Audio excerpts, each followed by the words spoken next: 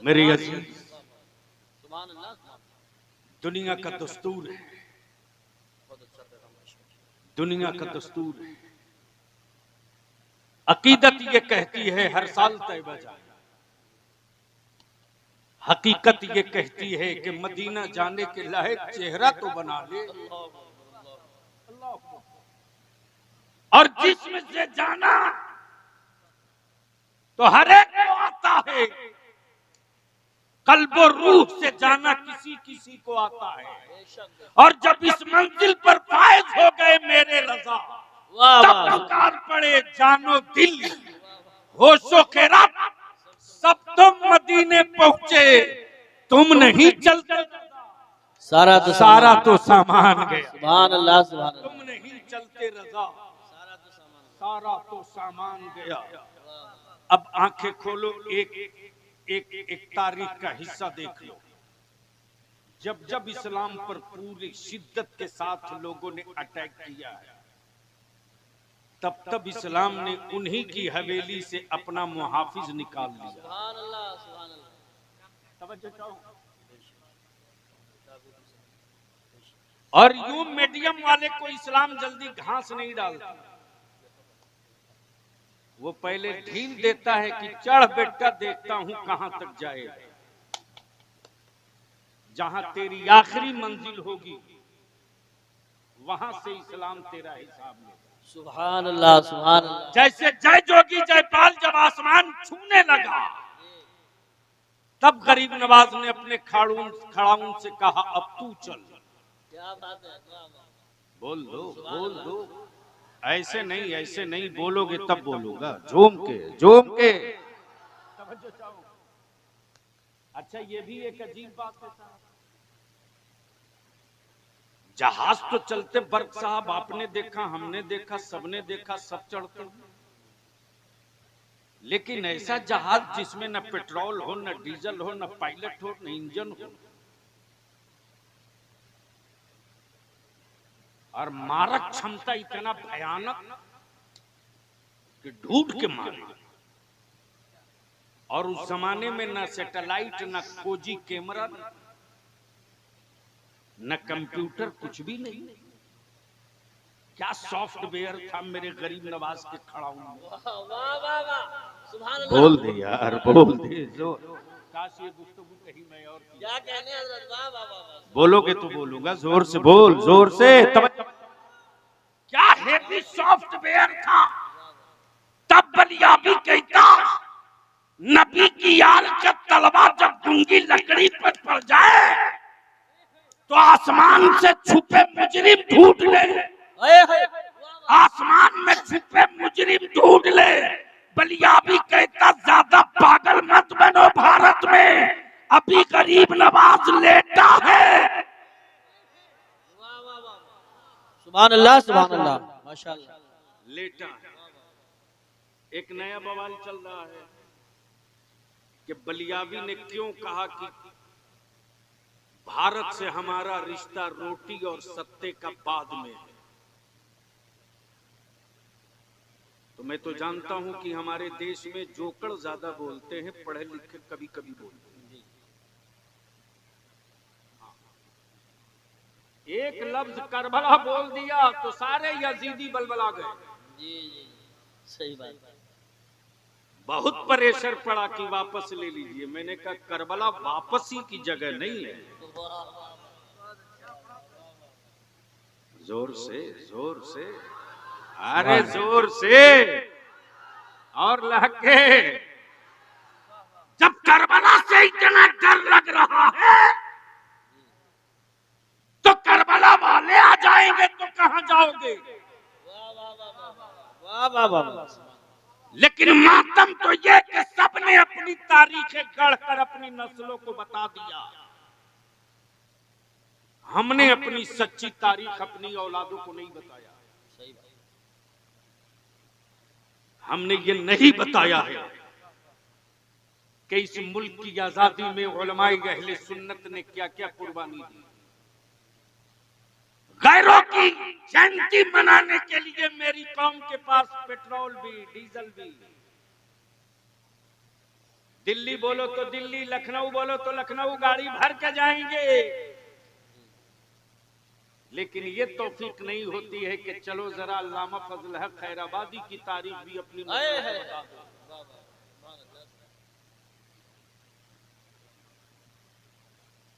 लेकिन असद भाई जब एमपी हुआ तो अचानक मुझको रमजान में चढ़ गया। मैंने कहा ढूंढेंगे पोर्ट ब्लेयर अंडमान निकोबार में अल्लामा फजल हक खैराबादी का मजार कहाँ है। सावरकर जेल पहुंचा तो लोगों ने पहले ये समझा कि मौली साहब आया घूम रहा, मौली साहब आया घूम रहा। और मैं भी गया था सावरकर जेल में तो लुंगी पहन कर। नहीं, उनको क्यों समझाएंगे, उनका कोई कसूर नहीं।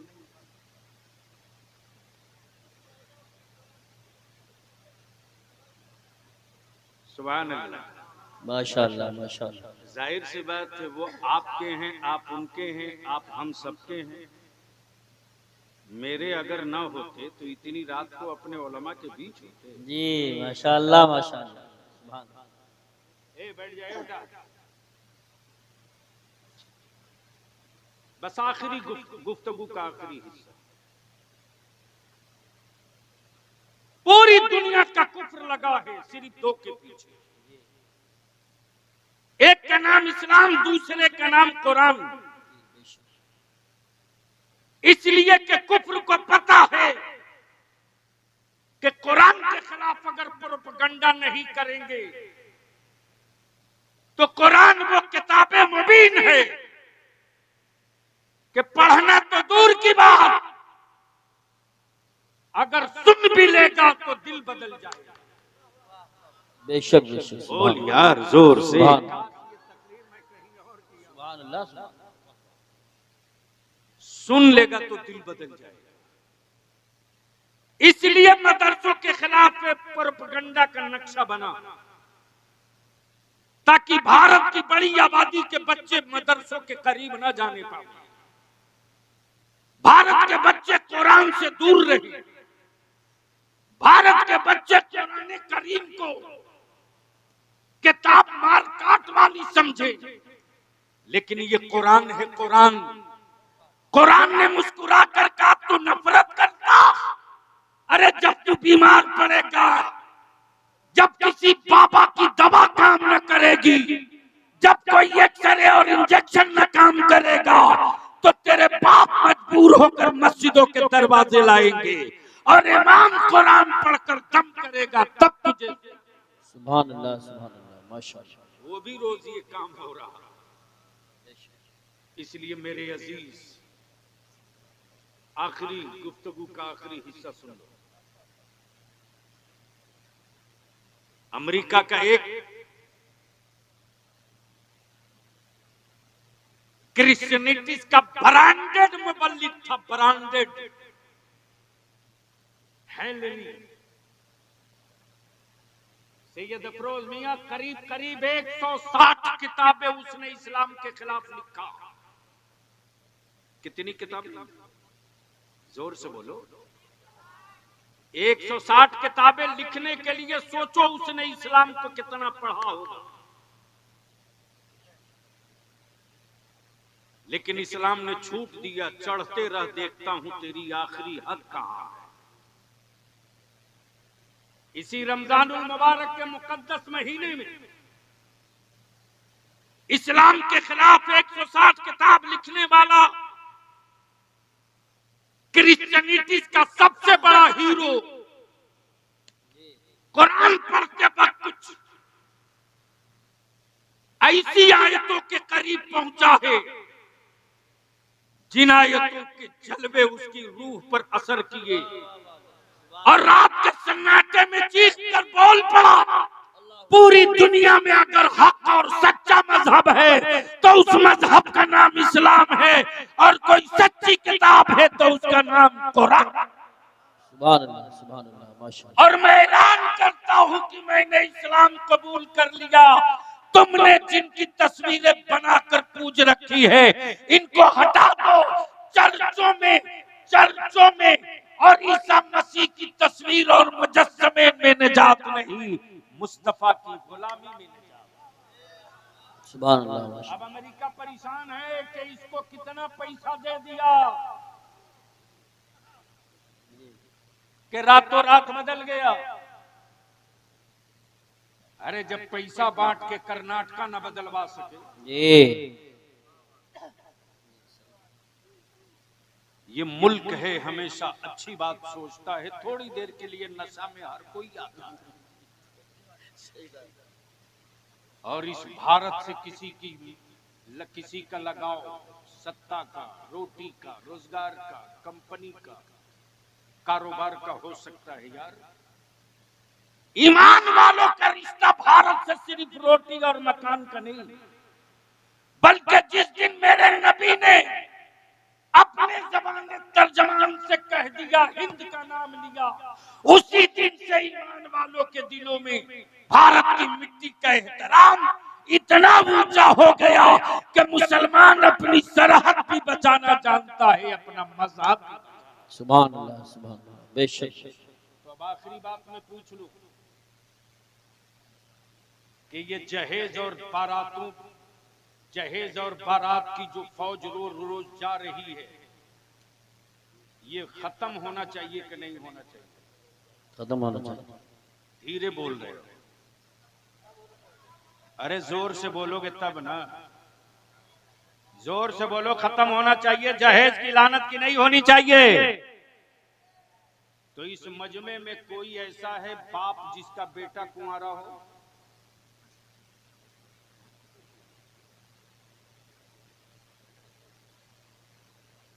इश्क का इम्तिहान हो गया।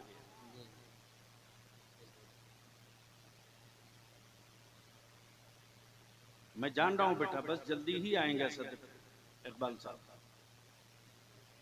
अच्छा, यहाँ जितने लोग बैठे हैं सबके बेटों का निकाह हो गया?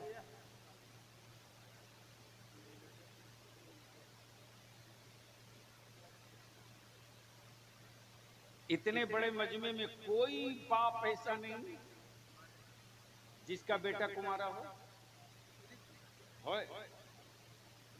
खड़ा हो जाओ। छोटा है तो क्या हुआ, बेटा है ना, तो बाद में बेचोगे, सौदा करोगे। ये है बाप जिंदगी के साथ खड़ा हुआ। कोई दूसरा बाप है? खड़े हो। तीसरा, चौथा, सुभान। इतने बड़े मजमे में ये सिर्फ 4 हैं जिनके बेटे कुंवर, 5। अंदाजा कर लो बेटा लोग, 5। कहीं ऐसा तो नहीं कि बकिया लोग जो बच गए हैं उनका बेटा ही नहीं? अल्लाह। पकड़ गई तेरी चोरी, पकड़ गई तेरी चोरी। तुम जैसे लोगों के कांधे पर इस्लाम सर बुलंद नहीं होगा। इस्लाम ढूंढ रहा उन फकीरों को, जिन फकीरों ने अपने कांधे पर न सिर्फ ये कि इज्जत और वकार बचा रखा है, उन्हीं फकीरों की दुआओं के बल पर हम भी टिके खड़े पड़े। बेशक। अभी मैंने आवाज दिया तो ये समझ लिए कि मौलाना बलिया भी फंसाएगा। माफ करना, स्क्रैप माल की कोई कीमत नहीं होती। और जब तक स्क्रैप रहोगे कचरे के रेट में खरीदे जाओगे, और जिस दिन मॉडल बनने की सलाहियत हो जाएगी ना, उस दिन दुनिया तेरी कीमत नहीं लगा सकती। तो पूरी दुनिया का कुफ्र मिलकर इस्लाम और कुरान का पीछा कर रहा है, और इस्लाम मुस्कुरा कर कह रहा है कि न इस्लाम रुकेगा न कुरान रुकेगा।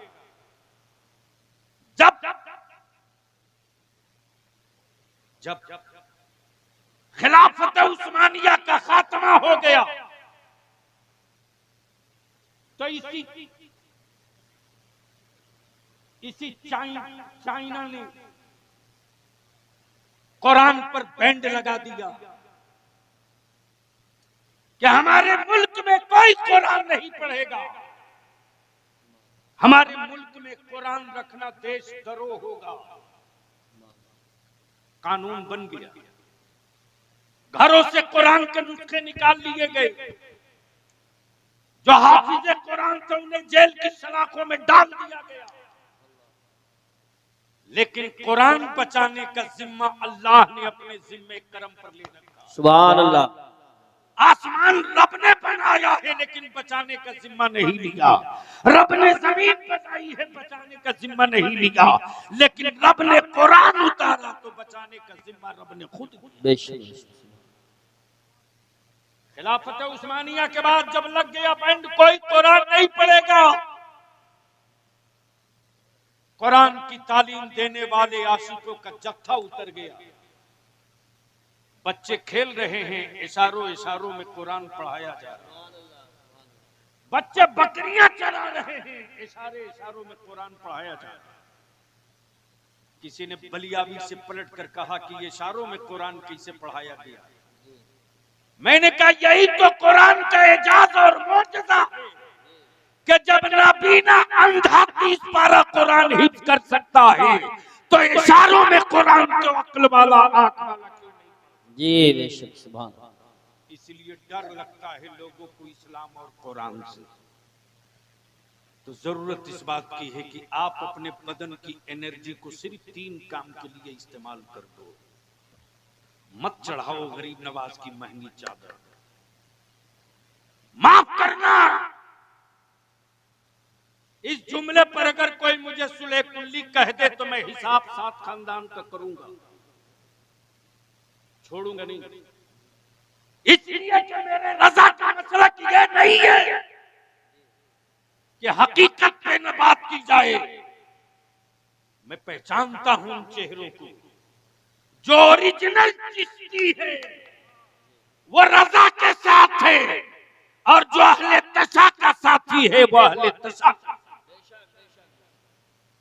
इसलिए बगैर किसी रियायत के तैबा जाने को जी चाहता है, लेकिन क्या तैबा जाने के लायक शक्ल भी बना रखा हुआ। मदीना जाने को दिल तड़पता है। क्या कभी सोचा कि वो कहां शहर रसूल। मुल्क तो कायनात का खालिक तो रब है, लेकिन अल्लाह ने कीमती शहरों की कसम नहीं फरमाया है, महबूब के शहर मक्का और मदीना की कसम फरमाया है। उस अजमत वाले मदीने की तमन्ना सभी करते हैं, हर ईमान वाले को करना चाहिए, और न करे तो खोटा है। लेकिन जाने से पहले अपने को इस लायक बना लो। जब इस लायक बनोगे तो जाने का मजा आएगा। जिंदगी में 2 हज फर्ज नहीं, 1 हज फर्ज है। हर साल उम्र जरूरी नहीं, एक बार कर लो। उन्हीं पैसे को बचाओ, अपनी औलादों को पढ़ाओ। बंद करो बारात ले जाना, मस्जिदों में निकाह करो, अपनी औलादों को पढ़ाओ। बंद करो वलीमा पर लाखों रुपया खर्च करना, खर्च कम करो, अपनी औलादों को पढ़ाओ। बंद करो लंगर लुटाना, अकीदत का इजहार मुख्तसर कर लो, उसी पैसे को बचाओ और पढ़ाओ।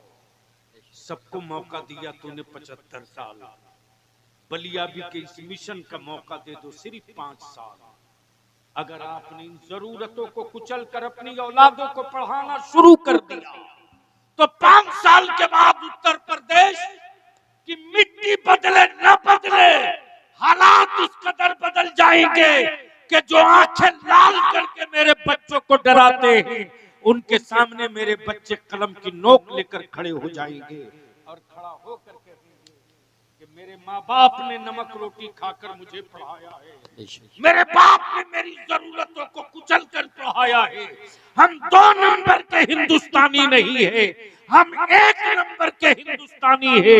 मेरा हक दो नहीं दोगे तो मैं कटोरा लेकर भीख नहीं मांगूंगा, कलम की नोक से सत्ता का सीना चीर के हिस्सा ले।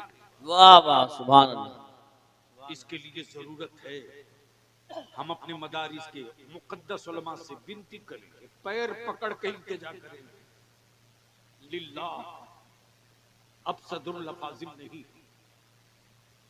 अब सदरुल लफाजिल नहीं, अब मेरे मुफ्ती आजम नहीं, अब मेरे ताजुल शरिया नहीं है, जिनके रोब इल्मी रोब, तकवे का रोब, तसल्लुत फी दीन का रोब दिखाकर जमाने के हुक्मरानों को लर्जा सके, हम विनती और अपील करेंगे। अब घड़ी देखकर पढ़ाने की जरूरत नहीं है, अब जरूरत देखकर पढ़ाने की जरूरत है, इसलिए कि ये बोझ कल भी उलमा के कांधे पर था, आज भी उलमा के कांधे पर है, मुस्तकबिल में भी ये बोझ उलमा के कांधे पर होगा।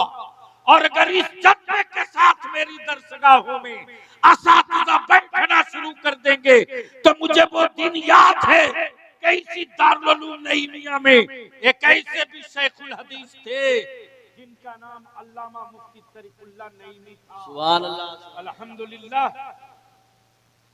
मैंने देखा है कि कलेक्टर और एसपी खड़ा है और हजरत बुखारी शरीफ पढ़ा रहे हैं, जला लिए है पढ़ाने का कि हिम्मत नहीं पड़ रही कि मुंह से कुछ बोल सके।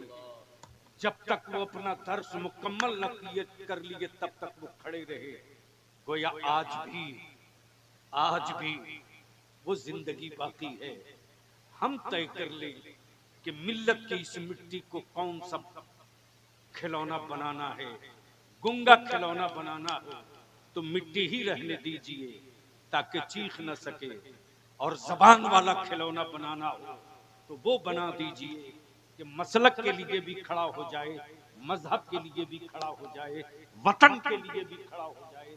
और ये काम मदरसे को ही करना पड़ेगा, किसी कॉलेज स्कूल से उम्मीद मत रखिए, इसलिए कि हर दौर में उठते हैं यजीदी फितने, हर दौर में शब्बीर जन्म लेते हैं। यार जिंदा सोहबत बाकी। सलाम अलैकुम।